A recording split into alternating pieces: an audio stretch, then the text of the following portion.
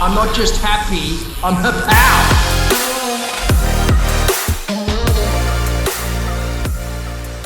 This is Power Up Life, the podcast. I'm your host, Gianna Lucas, co-founder and CEO at Happow, the social enterprise that powers this podcast. We help you slay life in high school, uni, and beyond. Each week on the show, you'll learn epic life skills in a super chill way.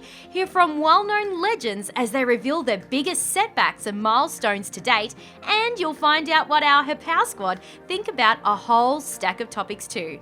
From epic challenges to super raw moments, this show has it all. So let's power up life!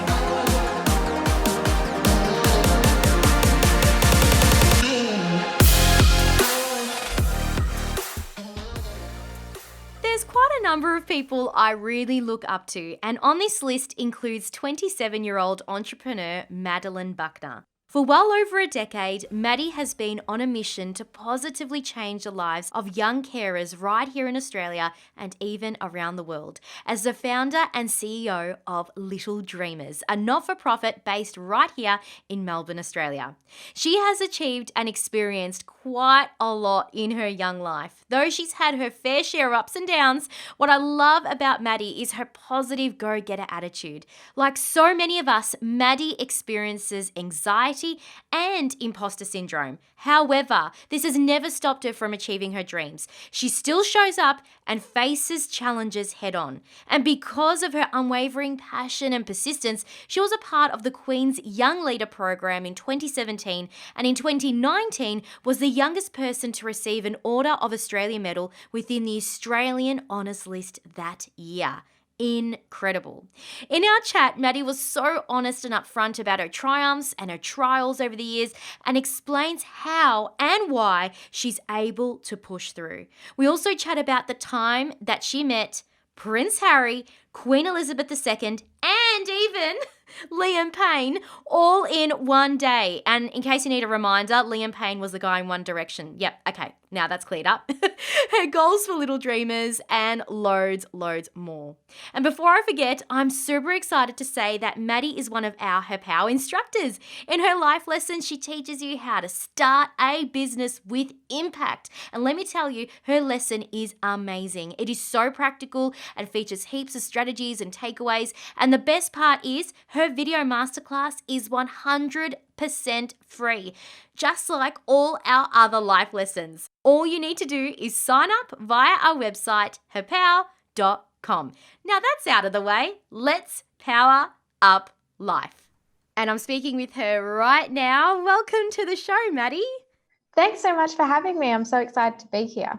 Now, Maddy, you have won a bazillion award, but we'll get to that a little bit later. I'd love to go back in time, back to say like 10-year-old Maddy, when you basically were an entrepreneur from a very, very young age. Can you tell us a little bit about how this sort of business side of you spawned at such a young age, how it all came about?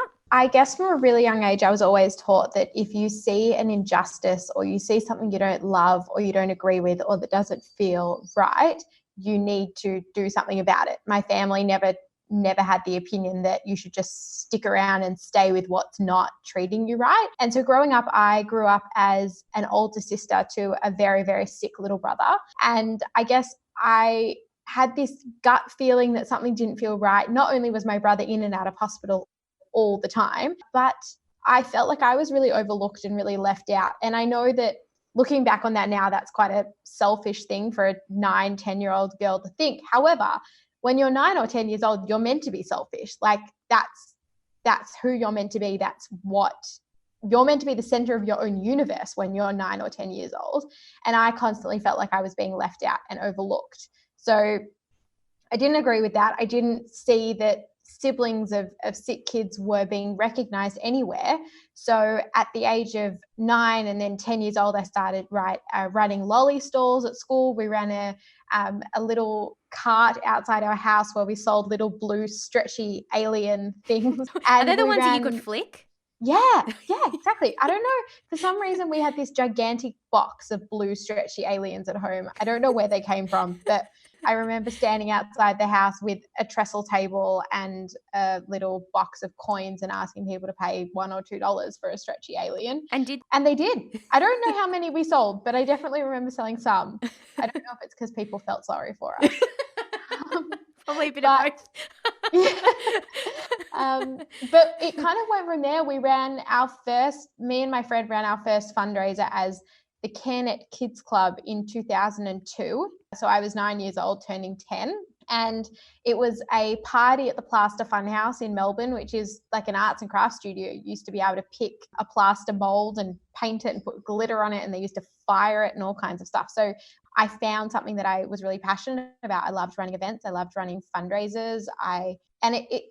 It also kind of felt that people started to pay attention to who I was. And I think it's absolutely amazing. I just wanted to go back to something you said before, just because it piqued my interest about plaster. Did you say that you would like blast it into the air, like literally into pieces? Is that what you mean by blastering something? No, I wish. They used to like fire it. Like they used to put it, I don't know, used to paint the plaster mold, and then they used to be able to put different glazes on it and glitter, and kind of they would put it under a thing that would dry it out. Got you. So it would dry it out so it would stay. Okay, got you. So a less intense, more safe version for kids. Okay, awesome. Yes. And I love how you were saying before as well that by you raising around $250 to $500 at that particular event, you've been able to really use that money to springboard you into what is Little Dreamers today. Can you tell us sort of the next step you took after that? So we ran a number of different fundraising events between the ages of kind of 9 and 13. We ran 2 children's fashion parades. We had a sports clinic. We had movie night. And then my mum was diagnosed with breast cancer when I was 14 years old. And I realized that there was even a bigger gap in the healthcare system. So it was more than just siblings not receiving support. I came across this terminology called a young carer. And it was a term that when I read the definition felt so close to me that it was a bit weird that I'd never heard of it before. So it was defined as someone under the age of 25 who grows up as a unpaid carer for a parent or sibling who might have a chronic illness, mental illness, disability, or drug or alcohol addiction. And this research report that I came across, because I was a little bit of a nerd at the age of 14, still am, that it said that the risk factors of being a young carer are things like loneliness, social isolation, anger, guilt for feeling the way that you feel, all different things that really spoke really closely to how I was feeling. And so at the age of 14 and then 15, my friends and I joined a competition called Youth Inspire, which doesn't exist anymore, but it was a competition to try and get young people to change the world. And we put together a business plan. It's the only time in my life I've ever written a business plan, and came up with this concept called Little Dreamers that aimed to change the world for young carers. And so we pitched at a competition in 2008, I think it was. And we didn't win, which was really frustrating because I'm a very competitive person. But it allowed us to have an idea, I guess, that then went on to launch Little Dreamers in 2009. And that's what we've been doing ever since. Since 2009, I mean, we're in 2020, so that was 11 years ago. It's just incredible how much Little Dreamers has grown since its official inception. Probably the one question I imagine on people's lips right now or in their brains is thinking, I mean, Maddy was able to do this even before she was a teenager. And they're probably thinking, like, how did people listen to you? And that's what I want to know as well. How did you get people to say, listen to what I have to say. This is really, really important. I have this idea. Something needs to be done and I'm the best person to do it. How did you convince people a lot older that have had more years of experience in the business world? How did you get them to listen to what you had to say? I've always been of the opinion that you just kind of have to ask. And if you don't ask, you'll never hear anyone say yes. But the worst thing that anyone could ever say is no. So I've always kind of been very shameless in asking for what I want and being quite direct in it. But that doesn't mean that I've always been super comfortable with it. I have the biggest amount of imposter syndrome anyone would ever have. I am a very anxious human, and Some days I still don't think I'm the right person to be doing it, but we have 11 years under our belt to show that we can do it. So every day now where I have a day where I don't feel right or I don't feel like the right person, I remind myself that I've got 11 years of doing this, of showing that I am the right person. So an off week here and there is completely normal. But yeah, I just think that from a very young age, I've always just asked and just gone for it. And I think starting so young, I didn't realize that there were so many risks. Yeah. You don't see risks when you're young. It's so true. Exactly. I think that was probably your biggest asset, is being young and probably a little naive to the business world because you didn't know any better. And therefore you just went for broke thinking, well, isn't that how everyone does it? And I think you're right. As you get older and as you probably are more aware of how business works and you're watching people that are super successful, sometimes we can get very worried or anxious that what we're doing isn't enough, or how do we get to that level? And I think at that point, a lot of us tend to just crawl back into our shell going, it's safer here. And I think if you're able to not be so afraid of that and to take risks, as you say, and not being afraid to take those risks, because the reality is, what could really be the worst case? The worst case is a no. And no's not that bad at all. And I think sometimes we're so afraid of failure that we're too afraid to even start because of that. And I think, you're a perfect example of somebody who just went, you know what, duff it. I've got nothing to lose. I'm going for broke. And I think that's led you to extraordinary things, both in your business with Little Dreamers, an incredible charity. But I think one of the coolest things that has probably ever happened to you, at least in my eyes, and I know you and I have spoken about this before, is a moment where you were invited to meet the Queen at Buckingham Palace. We have to talk about that in this show because it is so awesome. Can you tell us how on earth you got invited to go to England to meet the Queen herself? I mean, and I know, side note, you've also pretty much met most of the senior family members in the British royal family. You've even had lunch with Prince Harry. Can you tell us how this all came about? I applied for a program called the Queen's Young Leaders Program, which was formed by Queen Elizabeth and the Queen Elizabeth Diamond Jubilee Trust, which is, I don't even know what a Diamond Jubilee is. She'd been in power for a certain number of years, or 70 years or something crazy. And it was this program that was launched for 4 years with 4 cohorts of young people from around the Commonwealth who were doing incredible things in their local community. And I was lucky enough to be accepted into the program in the 3rd year of the program. So my very, very good friend, Jacob Thomas, was in the 2nd year of the program and they told me to apply. And I applied, and it was like the longest application process that I've ever been a part of. There was a really long written application. Then there was my referee had to write a letter. Then there was a police check. Then there was a phone interview. And then some people got a second phone interview. And it went for what felt like months. And then in November 2016, I received a call. It was a Friday night and I was babysitting. I was watching Gossip Girl, classic. And I was sitting on the couch. It had been a really, really long week, and my phone started to ring, and it was a number from the UK. And I freaked out. I was like, okay, this is it. They've called to tell me that I didn't get in. They've called to let me down. I'm all alone. I can cry as much as I want. It'll be fine. I picked up the phone, and this lovely, lovely woman on the end of the phone starts asking me about how my day was. And I was like, come on.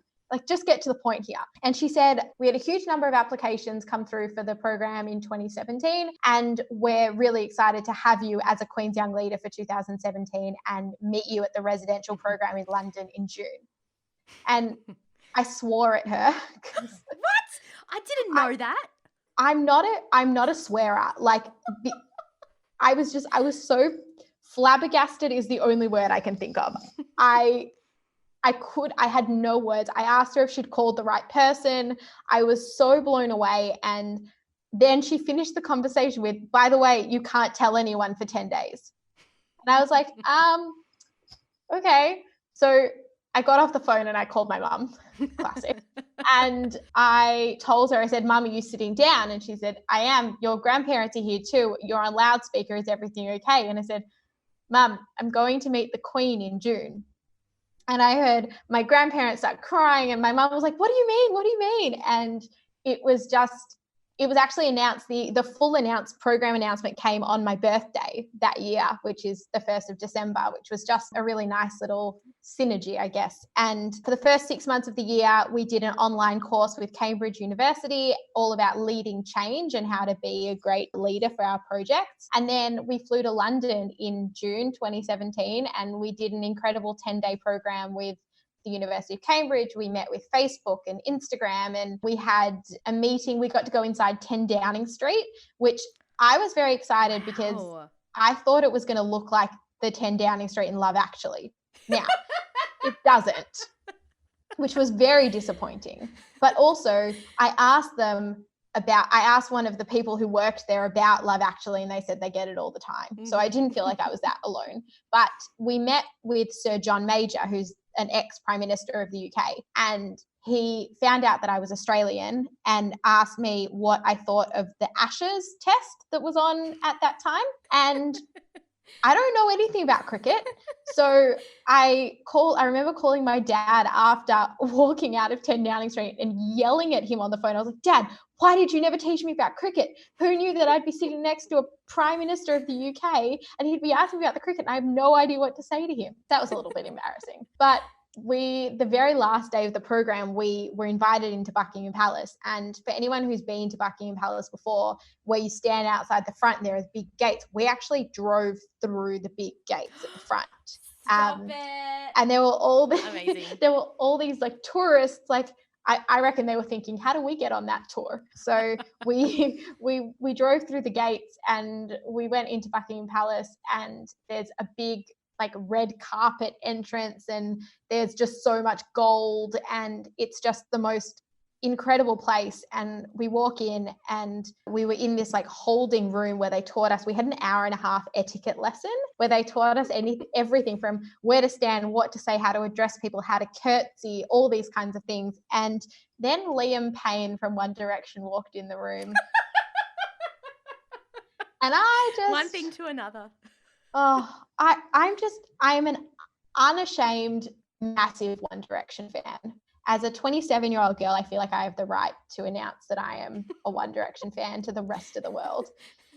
And he walked in, and I lost every ability that I have to be a normal human, basically. And I saw him from a distance, and then he walked out, and I started crying because he'd walked away and I hadn't gotten to see him yet. And my friend was standing there with me, and he was like, Maddy, like, calm down. I'm sure you'll get to meet him later.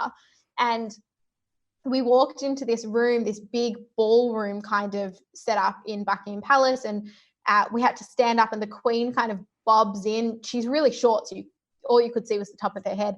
And Prince Harry and all these really incredible people, including Liam Payne, walks into the room. And once again, I started crying because I don't know. You're in the room with the Queen of England. It's a very overwhelming environment to be in. Yeah. And my friend taps me on the shoulder and he says, Maddy, you've put so much effort into your makeup. Don't ruin it now.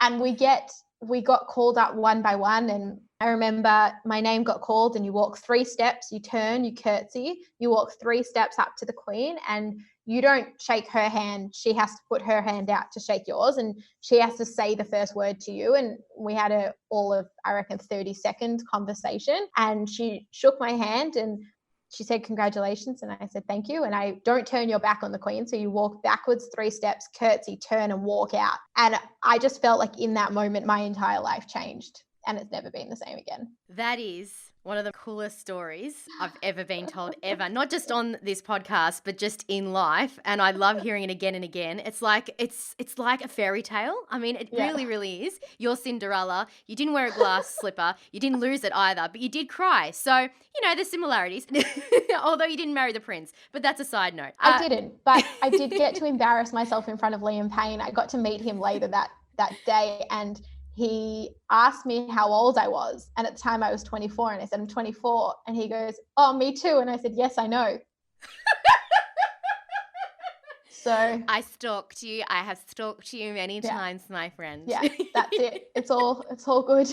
Don't worry about it. Oh, goodness. I love it so much. Now, you have had lunch with Prince Harry at another occasion as part of like an Australian event over in the UK. Is that correct? It was the same event. So we went from Yeah, so we went from Buckingham Palace to Australia House, which is, fun fact, where Gringotts Bank was filmed in Harry Potter. But we knew that there were 3 Australians on the program, and we knew that we were going to be getting special treatment because the Australian High Commission was putting on this meal after the awards at Buckingham Palace. And so we were briefed, and they briefed us on purpose early because I squealed when they told me that I would meet Prince Harry. And the program organizers had gotten so used to my love Screaming? of Prince, screaming, squealing, excitement, that they had decided that they needed to brief us early to tell us that we were going to meet Prince Harry rather than spring it on us on the day. And so we were told that we were going to be welcoming him to Australia House and introducing him to a few people. And funnily enough, Buckingham Palace was running really, really late, and the traffic in London was really bad that Prince Harry got there before we did. So we got there, and when we introduced to him, and there's this hilarious photo of me staring up at Prince Harry like I've seen God. And I've got, it's actually my Facebook profile picture, and it's been my Facebook profile picture for 3 years now, because I'm just like staring at the sun. It's amazing. He has orange hair, so you kind of are staring into the sun, just side note. It's true. It's true. He does have very orange hair. And I got to meet him and speak to him, and then they directed us to go and sit down at our tables, and I found my table. I was sitting at table number 2, and I walked up to my table, and I found out that Prince Harry was sitting next to me at the table, and I turned around and he was walking towards me. So there was nowhere for me to run. There was no way for me to prepare. And it was like an hour and a half, 2 hours that I was sitting next to him having this meal. And we spoke about everything from mental health to why young people go to social media rather than newspapers for their current affairs, to right through to young carers. We spoke about gay marriage. We didn't have gay marriage legalized in Australia yet at that point, so we spoke about that. We spoke about the political situation in Kenya. He's the most knowledgeable person about absolutely everything. There was not a subject that he didn't have a point or an opinion or something insightful to contribute. And he was hilarious. It felt like I'd known him my entire life, which is weird because as Australians, we kind of have known them our entire lives. We just haven't actually known them. But we've grown up with this royal family, and but yeah, I embarrassed myself a few times in front of him as well, but that's okay. I'm sure he's the most down-to-earth guy. He probably appreciated it, how just genuine and real you are. So good on you for being you, Maddy. I mean, you've obviously won lots of awards since, and I think probably the one that really stands out to me for the tireless efforts of your work behind the scenes in Little Dreamers was when you recently won in the last, was it year or so, the Order of Australia medal. Now, usually when I look at people who have won that, they're usually in like their 40s, 50s, 60s, maybe 80s. Here you are, this 20-something-year-old winning this award, which usually is a lifetime award. It's an award that says you have done so many years of service in this particular area, and we just want to honor you. So to receive that is quite extraordinary. Can you tell us how that made you feel? Because you have done so much good work for young people, young carers. I mean, that must have been just a wonderful, I don't know, acknowledgement for your hard work. It was incredible. I was the youngest person to receive an Order of Australia medal on the 2019 Australia Day Honours List. So I remember at the presentation day sitting in a room with exactly that, people who were double, triple my age. And I kept thinking that everyone thought that I was there to represent my grandfather or something who was winning an award. And I wasn't. But still to this day makes me a little bit uncomfortable when I have to put OAM at the end of my name. It's kind of, I feel like a little bit of a show off, and that's not who I am. I don't like that side of things. But the Order of Australia medal has put young carers on the map more than ever before. It has helped me to get new opportunities, to reach out to new partners, to leverage more funding. So using it, and that's what it's meant to be used for. And I think that's why so many more young people should be recognised in this way, because it's different being recognised with an Order of Australia medal when you're 25, 26, 27 years old and you have the rest of your life to use that title to continue to make change, versus when you get recognised for that at the end of your work. And I just think that we need to be recognising more young people and showing more young people that these things are possible.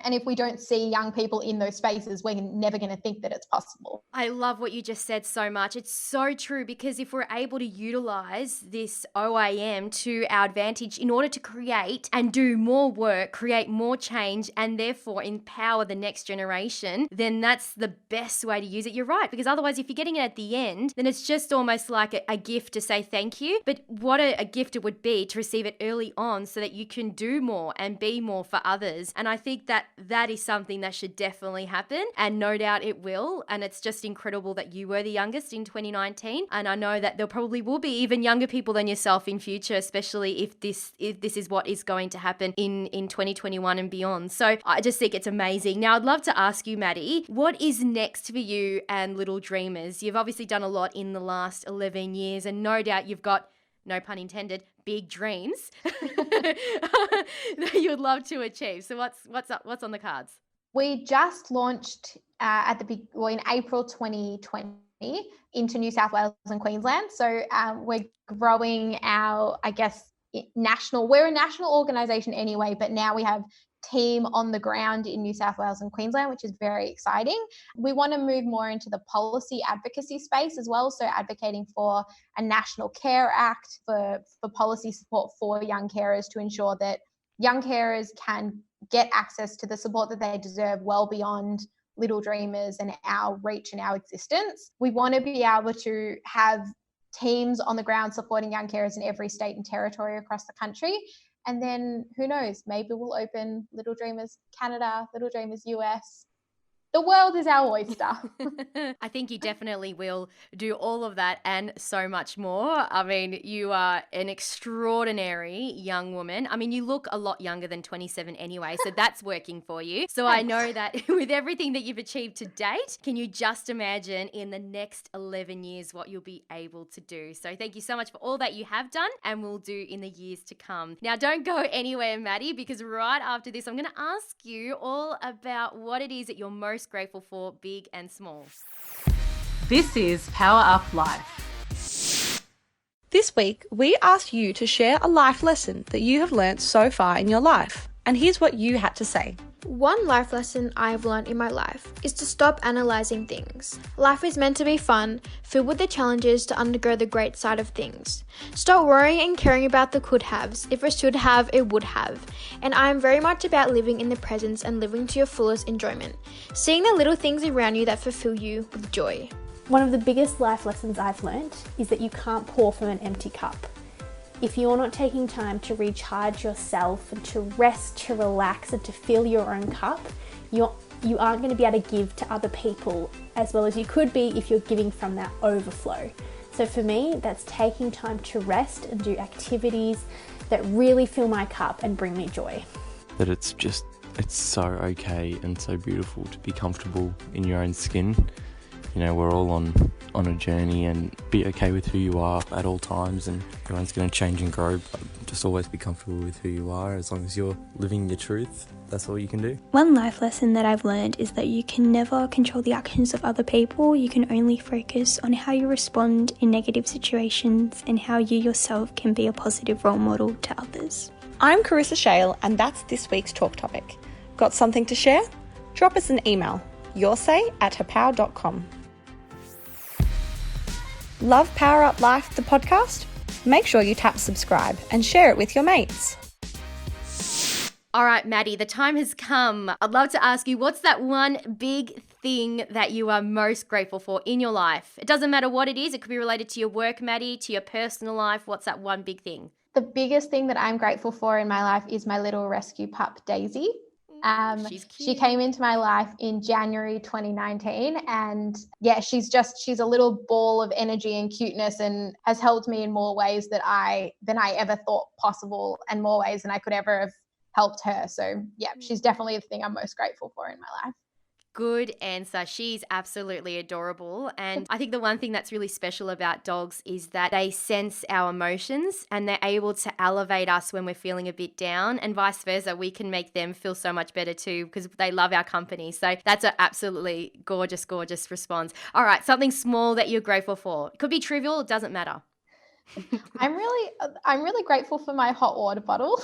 That's a good one. Yeah, as someone who has anxiety, my hot water bottle is just incredibly calming. So I have a work hot water bottle and a home hot water bottle. And I kind of, I live with my hot water bottle. So I'm very grateful for it. I absolutely agree. And I think as well, especially when it's cold in winter and you're able just to let it sit on your tummy, it is warming. So I love it. It's probably one of the better answers we've had. Not that I'm ranking them, but I think a hot water bottle can sometimes be underrated. But I'm glad that you've actually given it the kudos it deserves. So it's a good answer. Exactly. All right after this, Maddy, we're going to do our challenge and I cannot wait for this one. Want to power up life? Download your free Power Pack wallpapers at happow.com. All right, Maddy, now it's time for the challenge. Now, we're going to be playing with you a game that we like to call Rapid Fire.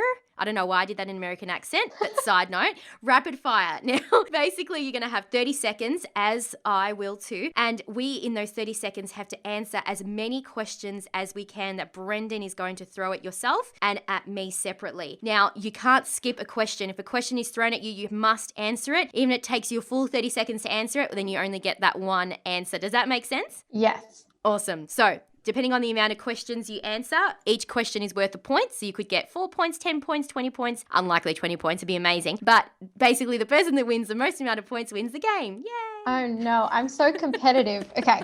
All right, awesome. Now, would you like me to go first or would you like to go first? I'll go first. You want to go first? Yeah. Okay, good. No. I find people like to go first in our challenges. It's good. It's excellent. All right, Brendan, do you want to come to the mic? Alrighty, here we go, Maddy. 30 seconds on the clock.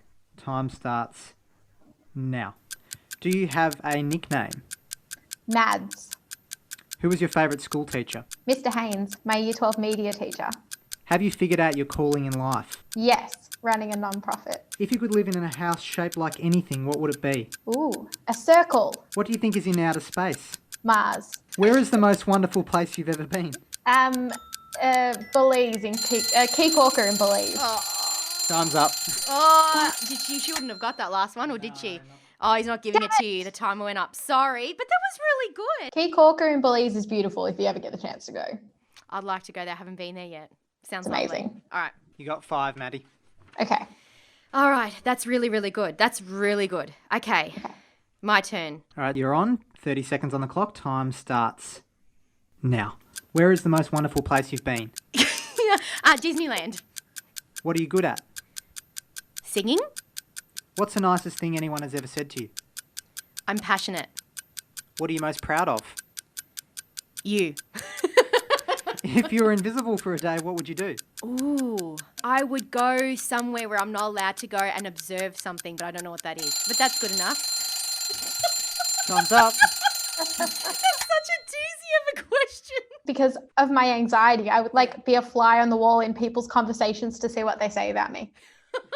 You know what? That's actually really, really good. You get to know the truth, wouldn't you? Yeah, exactly. It's kind of like Harry Potter when he had the invisible cloak. Yeah, with the invisibility cloak. Yeah, exactly. Exactly the same. How many did I get?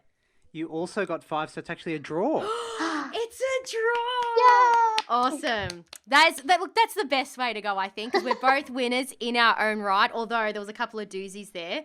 Hang on, what were my questions again? You had, where is the most wonderful place you've ever been? Oh, yeah. What are you good at? What's the nicest thing anyone has ever said to you? What are you most proud of? And if you were invisible for a day, what would you do? Yeah, and the one that I couldn't believe it took me so long to say one of the most beautiful places I've been to, or whatever the question was. I can't believe it took me so long to say Disneyland. To be honest with you, it's not the best place I've ever been to, so I don't know why I said Disneyland, but... Most magical place on earth. It is. Well, it is magical. It is magic. Exactly.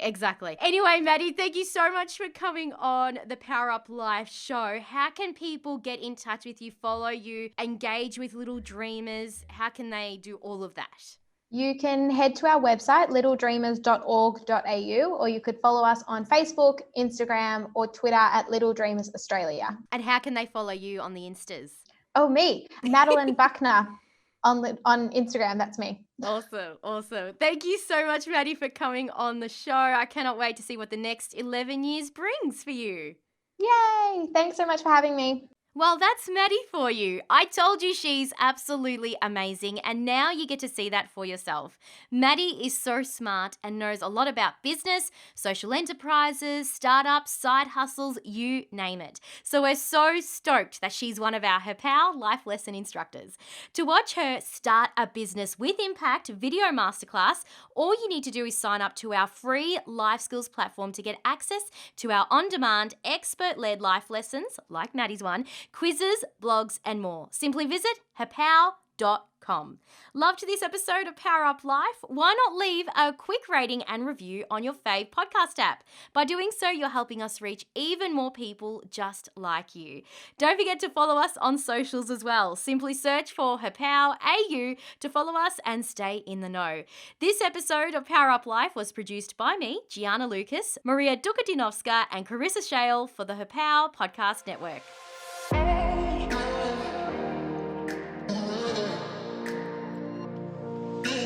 Thanks for tuning into this week's episode of Power Up Life, a Happow podcast. If you loved this episode, be a legend and leave us a quick rating and review on your fave podcast app. Dive into the show notes for all episodes on our website, happow.com/podcasts. Catch you next time, and remember to Power Up Life!